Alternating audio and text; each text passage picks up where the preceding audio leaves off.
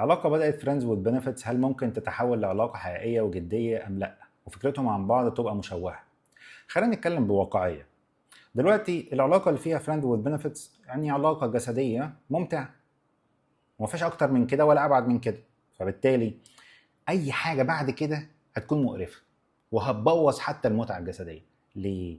لأن دلوقتي أنتوا الاتنين مختلفين عن بعض، أنتوا الاتنين بني آدمين، وانتوا الاتنين عندكم افكاركم وعندكم مشاعركم اللي ممكن تكون متاثره بالواقع، اللي بتمروا بايام حلوه وايام مره. فبالتالي الايام الحلوه جميله، بس الايام المره احنا ما كناش متفقين على كده. مش عايز وجع دماغ، انا مش عايزين تعب وارهاق واستحمال وضغط فدي كلها حاجات هتلاقي انا كنت مبسوط قوي، دلوقتي بقيت مبسوط وبتضايق، مبسوط وبدفع ثمن رخم. فبالتالي ايه اللي يخليني ان انا اطور العلاقه، او ايه اللي يخليكم تطوروا العلاقه للأسوأ بالنسبه اللي انتوا مريتوا بيه؟ فدي اول حاجه. تاني حاجه انه العلاقه ما فيهاش اي مسؤوليات، اي مسؤوليه مرهقه واي مسؤوليه متعبه. مسؤوليات زي ايه؟ مسؤوليات زي الالتزام، مسؤوليات زي الحصريه ان انتوا تبقوا حصر لبعض. انت دلوقتي في علاقه مفتوحه، انه هنا في متعه وهناك في متعه، طب يلا بينا.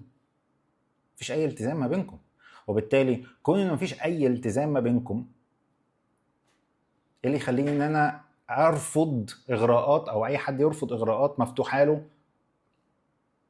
فهنا انا كل بني ادم ما بيطور العلاقه في الحاله زي كده، هو كل ما هو بيخسر مش بيكسب. فكل واحد فيكم هيكون عنده ضغوطات مستمره علشان تكملوا مع بعض. الحاجه الثالثه انه دلوقتي العلاقه ما فيهاش اي التزام، ما فيهاش اي حاجه، وفي نفس الوقت علشان العلاقة تتطور محتاج يكون فيها التزام علشان يكون في أمان واستقرار، محتاج يكون فيها مسؤولية على أساس إنه يكون في أمان واستقرار، إنه الشخص دوت معايا على الحلوة والمر، بس هو دلوقتي معايا على الحلوة بس. يبقى إيه اللي يخليه إن هو، أو يعني أي بني آدم يختار إن هو يكون موجود مع حد حلو ومر، في حين إن هو اتربى في مجتمع عربي شايف إن هو بيعمله غلط أصلا، شايف اللي هو بيعمله من جواه حاسس إنه بصراعات داخلية. فهتلاقي انه في كميه ضغوطات حطيتوها على نفسكم بالهبل عشان العلاقه دي تنجح. يعني عايز ان انتوا تشتغلوا على نفسكم فكريا بشكل كبير جدا علشان العلاقه دي تنجح. فالحاجه الوحيده اللي ممكن تنجح العلاقه ان انتوا الاثنين تحتاج تطلبوا لمساعده خارجيه تغيروا بيها من افكاركم علشان تنجح العلاقه دي، والا العلاقه سهله قوي تفشل لانها ابتدت غلط.